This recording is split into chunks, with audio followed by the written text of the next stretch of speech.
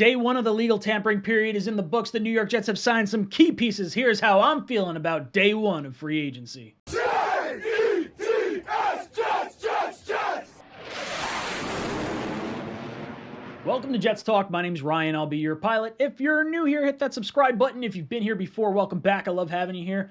Boys and girls, I go live every Monday at 8 o'clock for my live call-in show, and then Tuesday we come back with our Talkin' Jets panel from 8 o'clock to 10 o'clock. Myself, O'Leary, and Green Bean. So ask us all your Jet-related questions. But let's move on to today's topic of the day, and that is day one of free agency is in the books. The New York Jets come away with a few pieces to add to their team, guys that are making us feel pretty good. I'm not going to lie. I'm really liking how this free agency period has kind of kicked off. It was a long first 2 hours of the day. I'm going through my Twitter feed. I'm going through the forum posts, and everyone's pulling their hair out saying Joe Douglas is asleep at the wheel.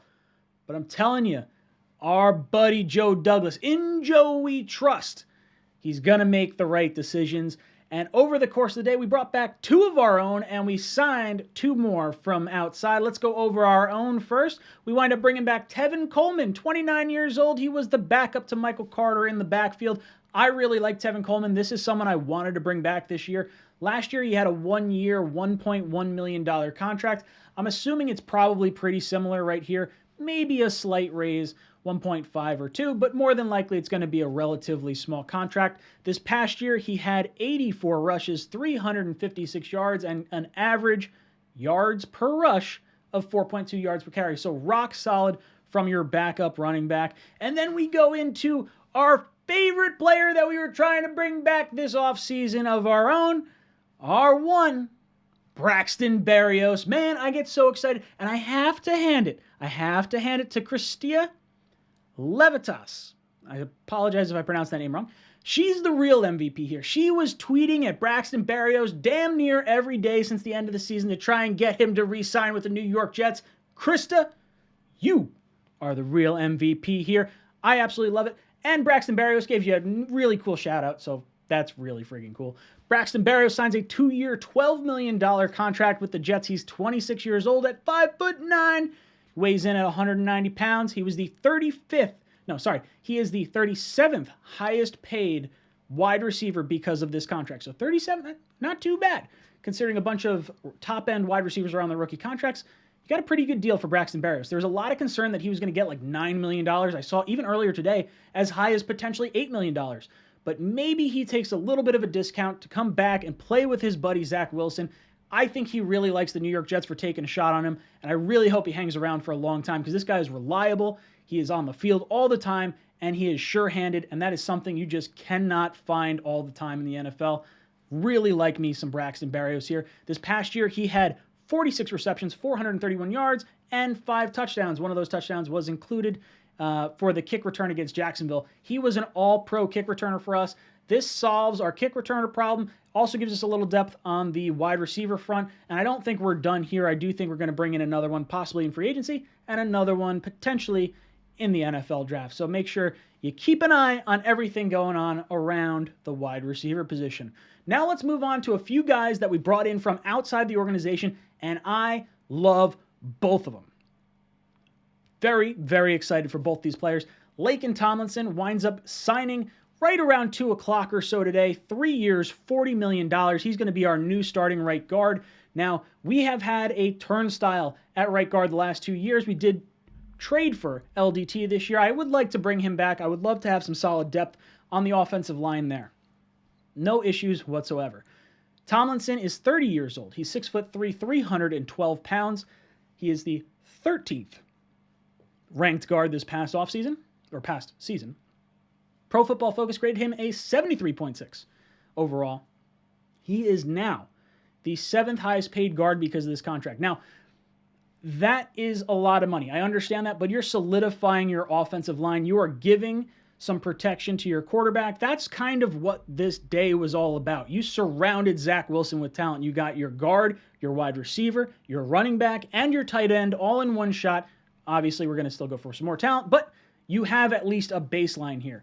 Now, he hasn't missed a snap in 3 years, and he's only been inactive for 1 game in his entire career. He knows LaFleur's system, and he's been coached by Benton, our offensive line coach, and obviously Robert Saleh and Mike LaFleur. So I really like this. There's a ton of familiarity. He was probably my highest priority offensive lineman this offseason, and I'm really glad we got this done because I think he is an absolute leader. You listen to his leadership skills and the way he gets guys fired up, absolutely love it. They got to answer to us. At the end of the day, them still got to cross the white line. Play like you mean it, man. Questions on 3. 1, 2, 3. Woo! The final signing we made of the day was CJ Uzomah. I hope I pronounced that right. I've been butchering it all day. But we signed him to 3 years, $24 million, so $8 million a year. He is 29 years old, 6'6", 260 pounds. He was the 33rd ranked tight end this past year. Pro Football Focus gave him a 62.0 overall. He is now the 14th highest paid tight end in the NFL. I went over to the Bengals subreddit because I was curious. I was like, what is this guy about? I don't know a whole heck of a lot about him. They praised his leadership. They said he is a fantastic character guy. He had 49 receptions, 493 yards, and 5 touchdowns this past year. Now, one thing I want to note is how well he played in the playoffs. Against the Raiders, 6 receptions, 64 yards, and a touchdown. Against the Titans, 8 receptions, 71 yards. He did get hurt and sprained his MCL against the Chiefs, and then wound up having a pretty productive day. Or I shouldn't say pretty productive, but he came back and played in the Super Bowl when people thought he was not going to play. So this guy gets on the field even when he's banged up. I love that. It seems like this guy is a true leader, and you can tell the type of personality that Joe Douglas and Robert Saleh are trying to bring in here based on these 4 players that were retained and signed. Now, you got to take a little bit into account the target share in Cincinnati. He was probably the 4th or 5th option. You got to think Jamar Chase, Higgins, and Boyd were the top 3 receivers. You have Mixon out of the backfield, and then you have Uzomah as the next option there. So he's not getting like the top defensive coverages thrown his way, but you know what? I don't think you necessarily need to, and I don't think he's necessarily going to be the top option with us, but I think he's going to be a nice safety blanket for Zach Wilson. Now, I did say 3 years, $24 million, and the 14th highest paid tight end right now. You know who else was signed today by the Seattle Seahawks? Will Dissly for 3 years, $24 million. Put their stats next to each other. He was 23 receptions, 231 yards, and a touchdown. I'll take CJ all day. All day long. I love this signing. We're getting some good character guys in here. I'm all about everything Joe Douglas is doing right now. In Joe, we trust.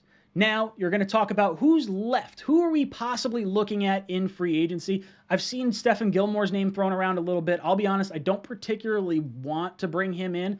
I would like to solve cornerback in the draft or sign someone that's maybe a little bit of a lower cost option at the veteran role for our secondary. I think he's probably trying to cash in one more time before he hangs it up and calls it a day. And I don't know if I necessarily want to try and risk a potential Tremaine Johnson-esque situation there. But as far as guys that are left, there's 2 positions that I'm really kind of dialed into. I would like to see Bradley Bozeman, the center from Baltimore, come in, but that's kind of like a secondary need on here. But he's someone that's still out there as far as I know. And as of recording this video, the 2 positions that I would like to target are wide receiver and safety. Now, wide receiver-wise, the big name that everyone's talking about is Allen Robinson. He has not signed as of recording this video. And DJ Shark. 2 guys, we're going to have to try and figure out their value because the Jaguars really threw a hand grenade into the whole situation with wide receiver, giving Christian Kirk $21 million a year, which is absolutely banana land Looney Tunes. Crazy land. Absolutely crazy.